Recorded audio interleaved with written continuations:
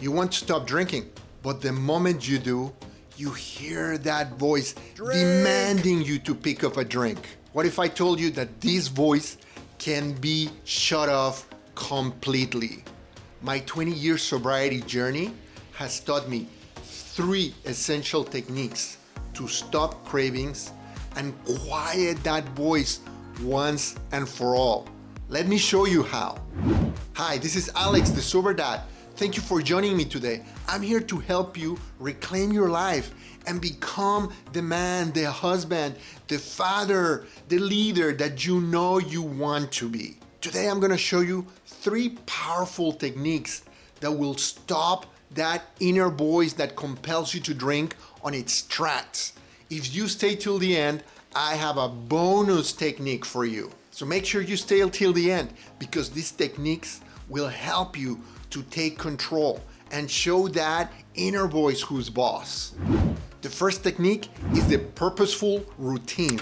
See, because that voice gets louder and louder when you have room in your daily life to listen to it. That is why one of the most effective techniques is to design a structured routine for your daily life.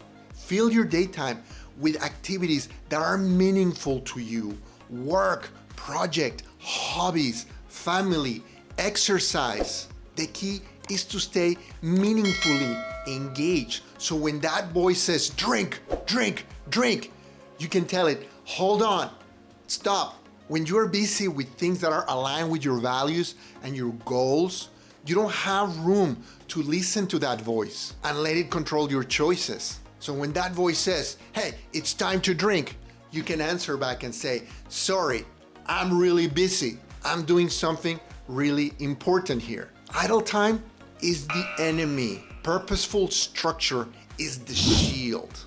Let me know in the comment if this resonates with you. I have a client who literally tells me that when the evening comes, he hears this voice that screams at him, like he describes it as a fraternity party, and he hears a voice that says, drink, drink, drink, drink, that gets louder and louder as the evening progresses. So make sure there's no room in your daily routine so that voice does not end up overpowering you. The second powerful technique is replacing that negative voice with a supportive one. That inner monologue that you hear feels very powerful, but that's not the only voice you can hear. A great way to quiet this voice down is by creating accountability. Share your commitment to not drink with somebody you can trust. Your spouse, a friend, a family member, a sponsor, or even a recovery group. When cravings strike, call them, talk to them.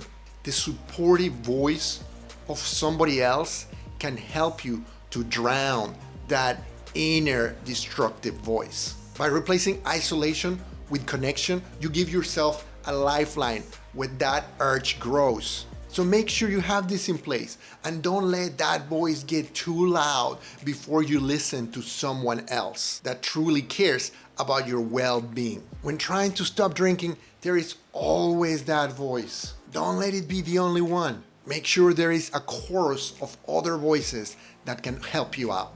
If you're finding value in this content, please hit the subscribe button because it really helps this channel to spread the word. The next technique that can help you to drown that voice is the state changer. Sometimes cravings hit hard and fast, and you need something to shift your emotions and your body immediately. This is where state changer replacement activities come in place. These are pre-planned actions that create a strong emotional or physical switch. This could be listening to your go-to power song, motivational music that gets you going, gets you pumping, gets you moving, or watching something that makes you laugh. And I'm talking about really laugh, like bend over type laughing. So find out a good comedy that you know it really makes you laugh and watch it, or call that funny friend that you're always laughing with. The key idea is that When you're laughing, there is no room for you to feel anxious or sad. It is an instantaneous shift of your emotional state. Do something physical that gets your heart rate pumping. Go on a brisk walk or do some push-ups if you can, or some jumping jacks. The key here is to get your body out of this rut and just thinking about drinking, and shift your focus towards something more physical. And then there is jumping into a cold shower. The key here is to shock your system out of this craving mode and into a new state. The idea here is to retrain your mind. The magic happens when your brain starts linking these urges to drink with these positive activities instead of drinking. For me, music has an incredibly mind-shifting power. I have a playlist that I call Pump Me Up, that I listen to it every time I feel like I'm in a funk or I'm in an anxious mode, to just get me out of that mode so I don't end up feeling like I want to drink or do something else that is not good for me. And music is really powerful because it has almost the same capacity as alcohol to get you into a different emotional state, but without all the negative consequences. Is this making sense? Leave me a comment. Let me know what other powerful things you can do to change your state of mind, so we can all learn from your experience. And as I promised, I have a fourth powerful method that will help you to fight that inner voice. And that is called mindful awareness. Instead of fighting that voice or falling for what it tells you to do, just notice it and tell yourself, that's not me. That's just a craving talking. Because you might think that this voice is you, but it really isn't.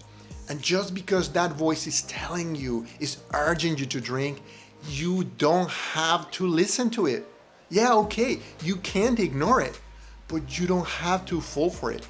You can notice it and say, that's just not me. It's just the voice. It's like babies crying on an airplane, or your neighbor's dog barking incessantly. And these are just noises in the environment that you don't have to let them affect you. Sure, they can be very annoying, but you can choose to not let them bother you. So learning to quiet down, to silence this voice that compels you to drink is very important if you want to stop drinking alcohol. But do realize that this voice is loudest when you first stop. And the more you learn to ignore it and not do anything about it, the lower the intensity, the quieter this voice becomes, until it stops shouting, because something within you gets the idea that, well, guess what? He's not listening to this voice anymore. So your mind shifts to something else, to more useful activities, to more creative activities, to things that you truly enjoy and like doing. So talk back to it. Tell it you're too busy to listen to it.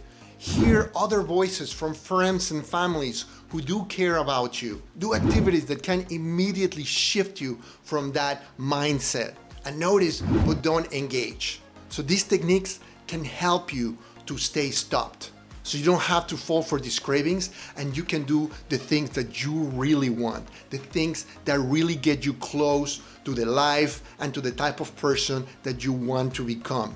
I know you can do it. And if you would like more motivation to quit alcohol, check out this video I made right here, which details 5 powerful reasons for family man to stop drinking. I've also put together a great free resource, which I call the Reset Method, which is a guide that provides you step-by-step actions for how to deal with strong emotions when you're trying to quit alcohol. I'm sure you'll find it of great value. So get your copy by clicking in the link in the description below. And if you found this content useful, please share it with anybody who you think might benefit from it, and subscribe to the channel. This is Alex Rivera, the Sober Dad. Thank you for watching, and I will see you soon.